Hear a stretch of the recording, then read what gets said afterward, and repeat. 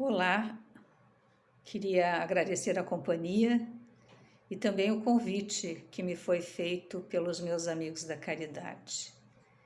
A proposta é que a gente possa estudar ressentimento e perdão nesses 30 a 40 minutos.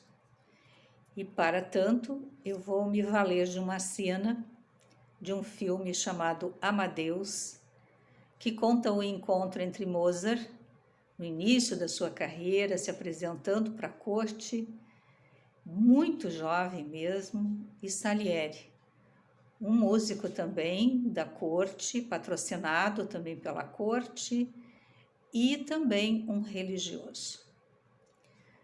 Quando ele escuta Mozart pela primeira vez, dando uma das suas apresentações, rindo bastante, se divertindo muito com aquela música, cercado de mulheres, enfim, Salieri observa e também tem um sentimento que vai tomando conta dele. E esse sentimento que vai tomando conta faz com que ele saia do local, mas antes de sair deste local, ele tem um outro sentimento. Quando ele escuta aquela música, ele tem a percepção de que Deus fala através daquela música. E isso o deixa perplexo, o deixa sem entender e vai lhe causando outros sentimentos. Quando chega ao seu quarto, ao seu aposento, privado, ele tem um ataque de fúria contra este Deus. E diz que, afinal de contas, ele teve uma vida casta, com todas as regras, respeitou, é um membro da igreja, e Deus dá a esta criatura, que é, na sua concepção, uma criatura vulgar, o dom de produzir uma música de um aspecto tão divino. Neste momento, ele joga a cruz simbolicamente no fogo, representando toda a sua raiva e ódio por aquele talento que ele finalmente encontra e ele buscava tanto em si. Essa é uma cena que nos fala e nos toca profundamente. Nos toca, primeiro porque realmente a música de Mozart, ela é uma música que nos convida a um encontro com Deus. E a segunda é o profundo sofrimento de Salieri ao descobrir nessa criatura um talento maior que o seu. E aí nós temos a primeira chave, dos dois sentimentos que estão colocados nessa cena. A primeira é que o ressentimento nos causa inicialmente uma admiração por aquilo que nós encontramos na outra pessoa e que não está em nós. E a segunda é o sofrimento que isso vai nos causar, se não parte dos nossos dias, parte da nossa existência, dependendo do quanto nós vamos aquecendo este ressentimento. A palavra ressentimento já nos diz, ressentir. Ou seja, toda vez eu experimento novamente esse sentimento. Numa linguagem popular, eu ficar remoendo, Todos os dias eu vou lá e faço um remoer, um relembrar novamente. Geralmente, no ressentimento, nós atribuímos a outra pessoa a responsabilidade pelaquilo que nos faz sofrer. Então, para Salieri, quem é o motivo do seu sofrimento é Mozart, É Mozart ter nascido, é Mozart ter este talento. E aí é uma impossibilidade no ressentimento, O ressentido, ele se vê na condição de impossível mesmo de esquecer esse agravo. E ele não quer esquecer, diferente, por exemplo, do ódio ou da vingança, em que eu quero me vingar para me livrar deste sentimento. No ressentimento, não. O ressentimento, eu não quero me esquecer, por isso o rememorar. E eu não quero deixar, e outra coisa, eu não vou deixar barato para a pessoa que me vitimou. Por isso que no decorrer do filme a gente também vai assistir várias vezes o Salieri tentando, né, solapar alguma benesse ou alguma vantagem que Mozart poderia ter. Essa é a grande questão do ressentimento também. Nós não atacamos quem nos vitimou, que nós entendemos que nos vitimou, né? Ele não ataca a pessoa de forma direta, e sim de uma forma indireta. Geralmente o ressentido, ele faz isso nas sombras, e porque ele também não tem coragem de fazer uma vingança de forma direta. É interessante que hoje a gente observa nas sociedades, inclusive na sociedade brasileira, pessoas com muitos ressentimentos, né? Que é aquilo que eu sofri ou aquilo que eu gostaria de ter e que os outros têm, e daí porque eu passo a querer uma vingança por isso, né? A constelação de sentimentos e emoções produzidas pelo ressentimento é algo impensável de tantos que são, mas eu vou citar alguns. Primeiro, o sentimento naturalmente de vingança, né? Eu quero me vingar, mesmo que não seja de forma direta, reitero. O outro sentimento é a raiva, muito forte, né? Cultivada, inclusive. A outra é a maldade, que é um dos expedientes que se usa também para atacar geralmente a nossa vítima de ressentimento. O ciúmes é outro, né? A inveja é outra, e a malícia também é uma dessa constelação. Veja então que nós produzimos, a partir do ressentimento, outra na constelação.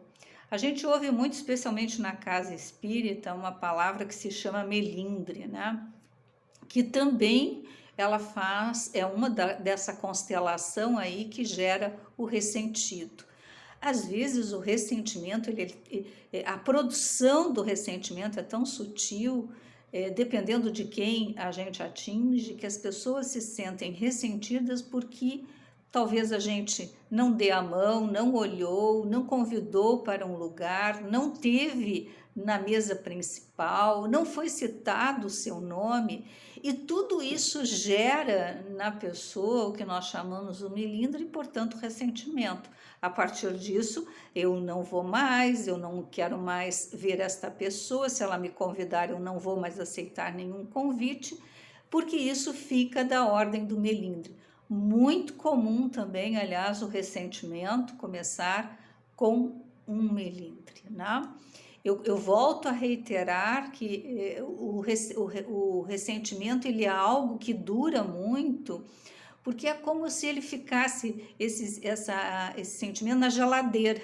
Então, toda vez eu vou lá, todo dia eu vou lá, abro, trago para fora, olho mais um pouco, alimento e volta de novo, né? É igual o fermento natural que a gente vai fazendo, que todo dia a gente vai produzindo um pouquinho.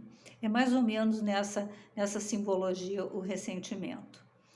Gostaria aí, neste momento, de fazer uma reflexão, né? Que Jesus também teve que lidar com a ingratidão, e isso não o tornou também um ressentido. E uma das passagens bíblicas que demonstra é a passagem que Jesus cura num único dia 10 pessoas, né? 10 leprosos. Numa única tarde ele faz isso. E aí é interessante perguntar quanto, né, desses 10, e Jesus vai perguntar aos apóstolos, né, onde estariam, né, os 9 que ele curou, porque apenas um retornou para agradecer. E aí, né, os discípulos também não sabem dizer aonde, né, que foram esses. Desapareceram. Grande parte neste planeta, quando nós fazemos algo, quando nós fizemos algo do bem, nós vamos ter como resposta exatamente o que esses 10 ou esses 9, né, que não retornaram para fazer o agradecimento a Jesus. Esta é a postura que se tem. A postura menos que nós digamos que a gente tem é a dessa que volta. Mas o que interessa mesmo, Jesus pergunta provavelmente para os apóstolos, não porque ele está interessado, né, que os 10 voltassem para lhe agradecer, porque Jesus não precisa, né, deste agradecimento como espírito superior que é, mas para dar também uma lição de que a primeira lição da gratidão e a segunda que ao ressentir, não se ressentir, porque nós não recebemos esse agradecimento. Isso é para nos ajudar novamente a lidar com as pessoas que não são gratas por aquilo que nós fazemos, porque é a partir disso que se cria também este ressentimento. Grande parte desses sentimentos que eu trouxe, eles vão abrir as portas para os processos obsessivos. Geralmente na obsessão, nós vamos nos dar conta que os ressentimentos que atravessam inclusive para o plano espiritual, eles atravessam e nos prejudicam também ainda no mundo espiritual. Esse ressentimento, né, que abre as portas, ele também tem uma metáfora muito bonita que eu encontrei de um padre de Salvador, o Frei Carlos. E ele diz que o ressentimento é uma âncora que nos impede de ir a outros mares, de contemplar a beleza de novas paisagens, de ser livre, pois o ressentido é um preso que não vive mais as alegrias do presente nem as expectativas do futuro. Achei de uma beleza, além de ser poética, simbólica, para nos mostrar o quanto o ressentimento nos prende nas teias da obsessão, mas nos prende definitivamente à pessoa que nós entendemos que nos causou este sentimento.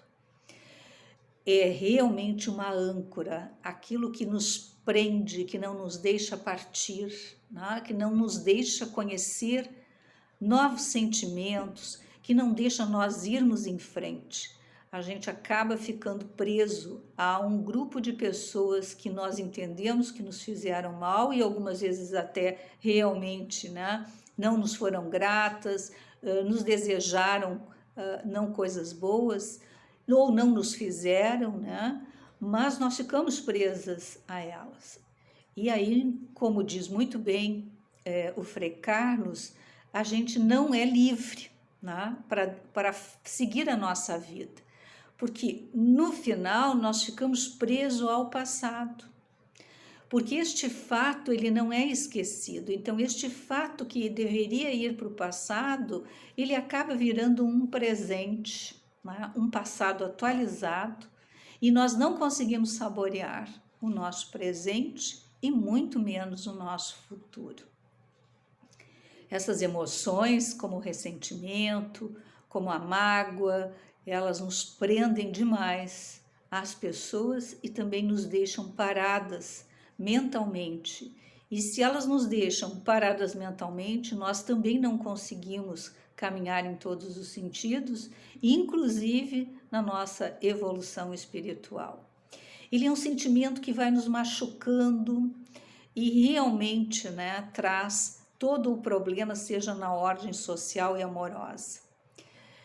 Dizem também, atribuem, né, eu não sei se realmente foi, porque nunca procurei esta fonte e nas peças que conheço não está, mas se diz que Shakespeare teria dito, né, que o ressentimento ele é como se a gente bebesse o veneno para que o outro morresse.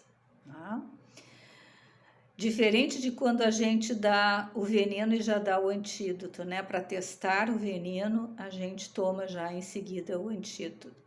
O ressentimento, não. O ressentimento, a gente bebe o veneno e acha que é o outro que vai morrer, porque é nós que nos envenenamos, né? O outro, às vezes, nem lembra do fato, nem pensa que fez algo para nós e nós estamos lá, né, debulhados nos nossos sofrimentos, né, olhando para isso. Então a gente fica ligado, né, a isto, perdemos o nosso sono, sentimos angústia, ansiedade e a gente não consegue realmente relaxar em função disto. Nós perdemos o controle, né, ou o domínio, né, com pessoas e coisas que não têm nada a ver com o nosso ressentimento e a nossa mágoa. Esse sentimento, né, que é muito bem colocado também pela Maria Rita Kell, que é uma psicanalista, e ela fala justamente dessa condição do ressentimento, né, que ele é uma profunda inveja do outro, mas ao mesmo tempo eu não faço, né, eu não tenho coragem de ir lá dizer, olha, você me magoou, porque isso também seria um maior amadurecimento emocional e um pouquinho mais de evolução também no sentido espiritual. Jesus nos dizia muito bem, né, que a gente fizesse as pazes com os nossos inimigos, para que a gente não levasse no nosso desencarne todo este peso. Mas eu entendo também que os nossos inimigos não são só os inimigos físicos, são os inimigos que estão dentro de nós, como, por exemplo, essa constelação de sentimentos que eu trouxe para vocês. Eles também, né, vai trazer para nós, quando nós, se não nos livrarmos deles antes de desencarnarmos, nós vamos voltar novamente com ter que encontrar essas pessoas às quais nós passamos uma vida toda ressentida. Nós vamos ter que voltar de novo para poder continuar o nosso processo de relacionamento mais afetivo, mais amoroso e mais fraterno com esta pessoa. Portanto, é muito importante, né? E friso bastante que é importante a gente dar-se conta, não só porque a gente vai desencarnar e que nós vamos ter lá mais uma pessoa que não nos quer bem no mundo espiritual, mas, sobretudo, né, porque nos libertar dessas emoções é na vida presente, é para que a nossa existência, a que vivemos hoje, ela possa ser construída de uma forma melhor, para que nós possamos ter mais prazer, para que nós possamos aprender também. E esse é um sentimento que é importante também para nós encontrarmos a felicidade, e ela sempre relativa, né? Mas neste momento presente. E não porque a gente tem medo aí de querer. Também é importante, né? Vamos ter pessoas que vão ser ingratas, que nós vamos nos ter magoado, com certeza, né?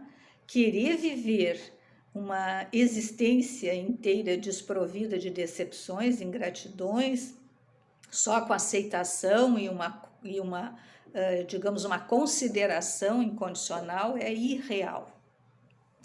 É irracional a gente ter essa crença de que a gente nunca vai ser traído, nunca vamos ter pessoas que vão nos virar as costas, que não nos darão as mãos, que não estenderão essas mãos. A gente nunca pode esquecer que nós estamos num mundo de provas e expiações, em que as imperfeições estão em nós e estão no outro.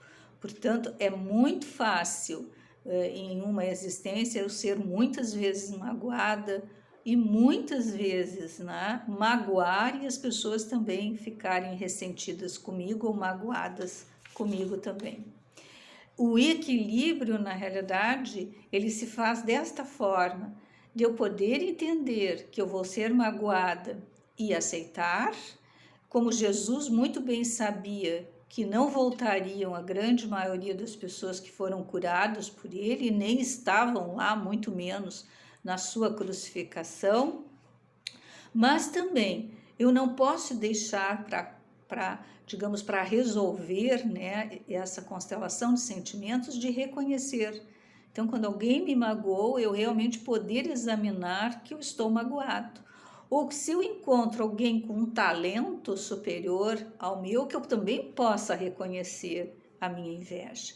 Reconhecer esses sentimentos já é um passo para que eu possa caminhar em direção a um perdão, uma aceitação. Esse é o primeiro, diria, né?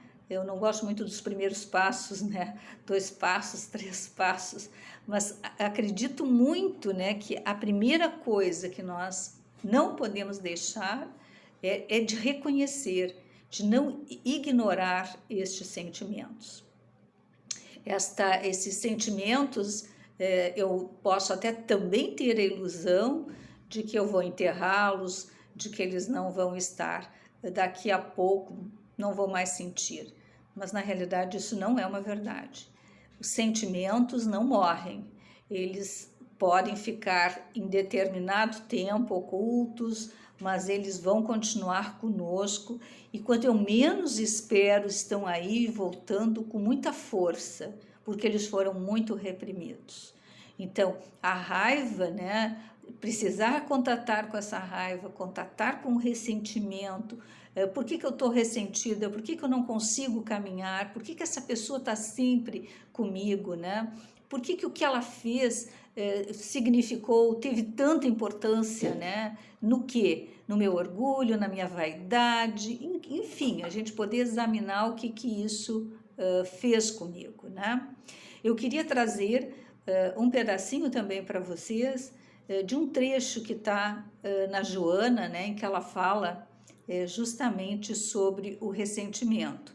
E ela diz neste parágrafo: quem guarda rancor coleciona um lixo moral e, consequentemente, termina enfermando. É o que nós falávamos acerca dos processos obsessivos. E ela segue: o mal que te façam não deve merecer o teu sacrifício. Se alguém deseja ver-te infeliz, age de forma contrária, vivendo com alegria. Parece simples, né? Ouvindo o texto de Joana, eu sei que não é muito simples, né? Que nós levamos um tempo para poder elaborar, olhar esse sentimento, poder trazer isso de um outro jeito, né? Tenho certeza, né, de que para todos nós ela é uma situação bem mais complexa, mas nós precisamos, né, iniciar. Isso também significa, quando Kardec, lá no Evangelho segundo o Espiritismo, ele também fala, né, sobre amar os inimigos é não lhe ter ódio. Veja, já para nós entendermos, eu não preciso amar o outro, porque às vezes a gente não ama nem a quem está, que nós achamos que amamos, né? Mas é não ter ódio, é não guardar o rancor, é não ficar ressentido, né? E nem alimentar o desejo de vingança. É não opor obstáculo à reconciliação, diz Kardec no Evangelho. É desejar-lhe a mão prestativa em caso de necessidade. É abster-nos por atos e palavras de tudo que possa prejudicar. Veja o quanto isso é difícil, né? Porque é não sentir ódio, já é um passo enorme, né? É não guardar o famoso rancor ou ressentimento, é não alimentar um desejo de vingança, né? Ele vai pagar, ou se não, para os espíritos, às vezes usam a lei de causa e efeito, né? Como algo como um ameaçador, né? Que é o desejo de que a pessoa pague, ou a gente também ameaça com Deus, né? A justiça divina é que sabe, né? Mas no sentido de poder fazer isso no desejo da vingança. E também alcançar a mão quando a pessoa precisa. Todos nós neste planeta, em algum momento, precisamos de mãos. Somos construídos por diversas mãos, né? Então, a gente também, ainda Kardec diz aqui no Evangelho segundo o Espiritismo, que é nos abstermos, né? Quando alguém vem falar, que é a famosa maledicência, eu não colocar a lenha na fogueira, né? Enfim, pagar o bem. A gente não nunca podemos nos esquecer, né, que a minha aproximação de Deus está relacionada com o fazer o bem. O grande primeiro passo que está aí no meio disso que nós comentamos, para nos livrarmos do ressentimento, desses sentimentos, o primeiro passo para a gente começar a pensar em perdão, a começar a pensar, né? Porque eu também partilho da ideia de que o perdão não é algo muito simples para nós ainda nessa escala tão inferior. Mas começar já a me libertar desses sentimentos é o primeiro passo que eu imagino para uma caminhada de perdão. É não levar este peso comigo, é da pessoa. Se ela foi ignorante comigo, se ela me discriminou, se ela me humilhou, se ela não me deu a chance, se ela me invejou, se ela me prejudicou, isso é da conta dela, não é da minha conta. A minha conta eu vou prestar a partir do que eu fizer, não do que o outro vai fazer. Então, já poder fazer o processo de libertação desses sentimentos, poder não abrir a geladeira todos os dias e lembrar que fulano me fez isso, Beltrano me fez aquilo. Este é o primeiro momento, quando eu não lembro mais, quando eu não tenho mais a necessidade de aquecer e de lembrar isso que aconteceu, ou quando eu lembro isso não me machuca mais, é sinal de que eu estou liberta. O perdão começa não eu fazendo para o outro, mas para mim. Primeiro é para mim. Ele é não só pedagogicamente, o passo é primeiro para mim, como ele é libertador no sentido de ser curador para mim. Ele é o que vai me libertar. Ele não vai me deixar preso. Eu não vou ficar, como disse, né, preso lá no cais, na âncora, sem poder conhecer outros sentimentos, poder ser tocada por outros sentimentos que não somente o ressentimento. Então, o primeiro passo, tá? O primeiro passo é efetivamente nós nos libertarmos. E o segundo passo, sem dúvida, é libertar o outro. Eu tenho que tirar a pretensão de achar que eu sou melhor professora que Deus, que eu é que tenho, né, que libertar o outro, que eu tenho que fazer este papel.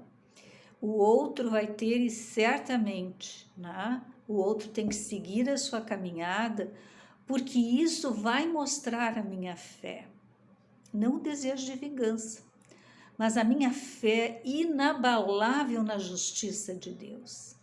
Quando nós temos fé, mas fé mesmo, na justiça de Deus, através das suas leis, especialmente na lei de causa e efeito, sem dúvida nenhuma que eu deixo o outro caminhar e deixo de achar que é eu que sou a pessoa que vai ensinar o outro.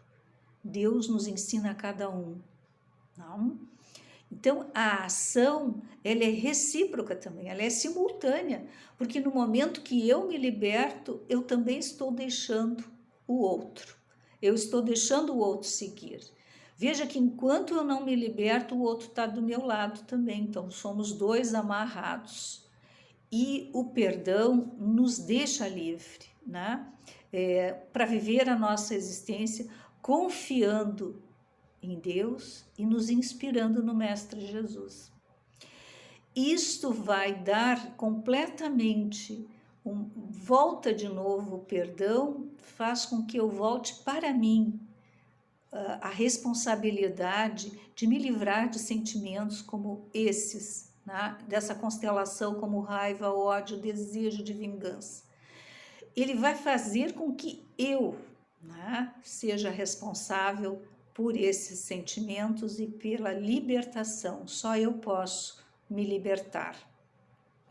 E o esquecimento, no sentido de não estar rememorando, é uma das coisas que a gente vê que está com o nosso ressentimento zerado, que nós não estamos mais ressentidos.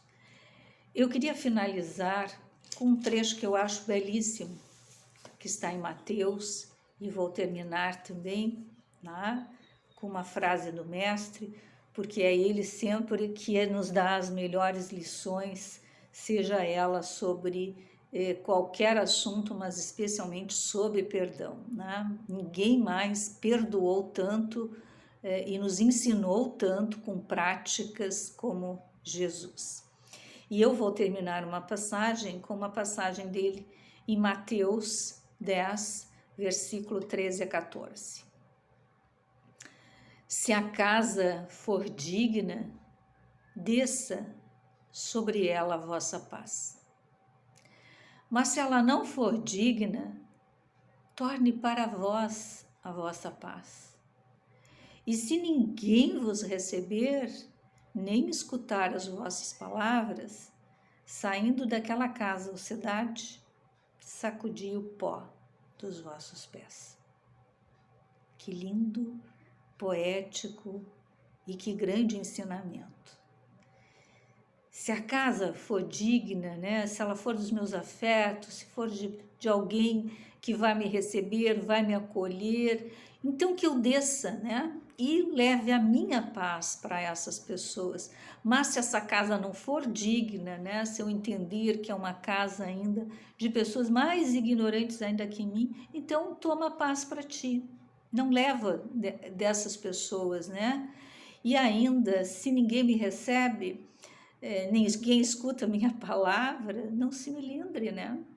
Às vezes a gente se melinda porque nem a gente não foi bem recebido. E olha o que Jesus diz: saia desta cidade ou desta casa. Sacudi o pó dos vossos pés. Ou seja, não leve o ressentimento. E é muito isso que nós temos que fazer mesmo, né? Quando não querem nos ouvir, quando a nossa palavra não bate, não tem sentido, que a gente possa sacudir este pó e seguir em frente. Eu agradeço mais uma vez a companhia e espero também ter contribuído para a gente pensar sobre o significado dos sentimentos que são proporcionados pelo ressentimento e a profilaxia que o perdão pode trazer para as nossas vidas. Muita paz a todos.